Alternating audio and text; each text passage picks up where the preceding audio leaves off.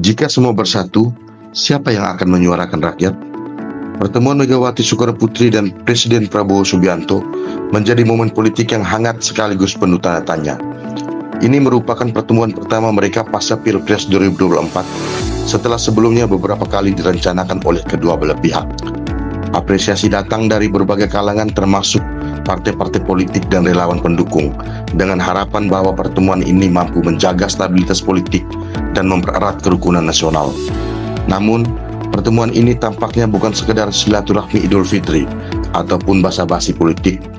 Ini menyimpan makna simbolik yang lebih dalam, sebuah pertanda pergeseran arah dan babak baru dalam peta kekuasaan nasional. Apakah ini langkah menuju rekonsiliasi nasional? Bisa jadi.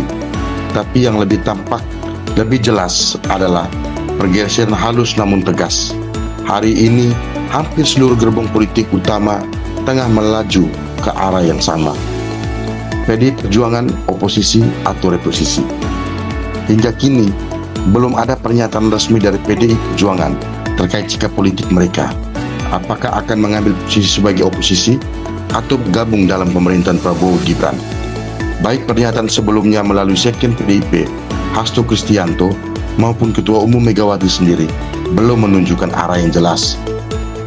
Namun, jika menilik sejarah hubungan antara Megawati dan Prabowo, tidak tampak adanya konflik mendalam di antara keduanya. Bahkan pada Pilpres 2009, keduanya pernah berpasangan sebagai calon presiden dan wakil presiden. Ini menjadi sinyal kuat bahwa relasi politik mereka relatif cair dan terbuka untuk rekonsiliasi. Langkah safari politik yang dilakukan oleh Puan Maharani, Ketua DPR RI, sekaligus tokoh penting PDIP juga dapat dibaca sebagai manuver strategis untuk membangun komunikasi lintas partai. Baik secara taktis maupun strategis, PDI Perjuangan sedang menyiapkan langkah politik baru. Melihat dinamika ini, besar kemungkinan Partai Banteng tersebut akan mengambil jalur reposisi, bukan oposisi. Di mana suara oposisi itu? Dalam sistem demokrasi, oposisi bukanlah sekedar lawan politik. Oposisi adalah pilar penting dalam menjaga keseimbangan kekuasaan, mendorong transparansi, dan menyuarakan kepentingan rakyat yang mungkin tidak terwakili dalam kebijakan penguasa. Namun, jika semua poros politik besar menyatu dalam satu koalisi besar, ruang untuk oposisi menjadi semakin sempit, bahkan nyaris tak terlihat. Jika PDI Perjuangan yang seharusnya memiliki modal kuat untuk menjadi kekuatan penyeimbang, ikut melebur ke dalam lingkaran kekuasaan, siapa yang tersisa untuk menjalankan fungsi oposisi? Apakah suara-suara kritis akan datang dari partai-partai kecil yang masih bertahan di luar kekuasaan?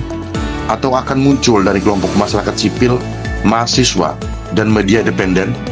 Atau justru kita sedang menuju model demokrasi yang hanya formalistik, di mana suara besar menyatu dan rakyat hanya menjadi penonton? Pertemuan Megawati dan Prabowo memang bisa dibaca sebagai gestur rekonsiliasi, tapi kita tidak bisa menutup mata dari kemungkinan lain. Ini juga bisa menjadi tanda bahwa batas-batas perbedaan politik mulai mengabur, dan kritik akan semakin sulit menemukan panggungnya. Jika semua bersatu, maka pertanyaan yang tidak bisa dihindari adalah siapa yang akan menyuarakan rakyat?